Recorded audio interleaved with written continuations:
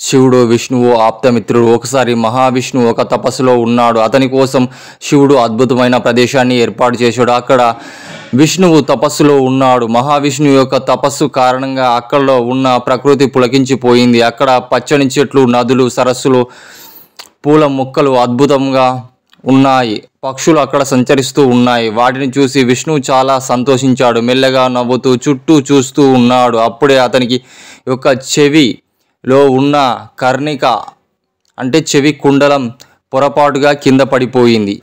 అటుగా వెళ్తున్న శివుడు తన త్రిశూలం సహాయంతో దాన్ని అందుకున్నాడు. ఇక అతను విష్ణువు మొదలైన దేవతతో, నేను ఈ కర్ణిక విష్ణువు తపస్సు చేసిన ప్రదేశంలోనే వేస్తాను. అక్కడ భవిష్యత్తులో కాశీ క్షేత్రం విరాజిల్లుతుంది. ఇక్కడ ఎన్నో కార్యక్రమాలు రూపొందుకుంటాయి. ఇది మా ఇద్దరి స్నేహానికి, ప్రేమకు నిదర్శనంగా ఉంటుంది. అంతేకాదు, ప్రళయకాలం వచ్చిన ఈ క్షేత్రం ఏమీ అవ్వదు. ఆ సమయంలో తిరిగి నేను ఆ ప్రదేశాన్ని మణికర్ణికలాగా మార్చి నా త్రిశూలం మీద ఉంచుకుంటాను.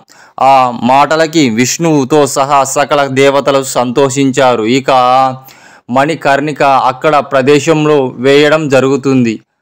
ఇక అక్కడ విశ్వానికి నాయకుడు అయిన విష్ణువు ఇంకా సృష్టికి ప్రభు అయిన శివుడికి గుర్తుగా ఆ ప్రదేశాన్ని బ్రహ్మదేవుడు విశ్వేశ్వర జ్యోతిర్లింగం అని పేరు పెడతాడు.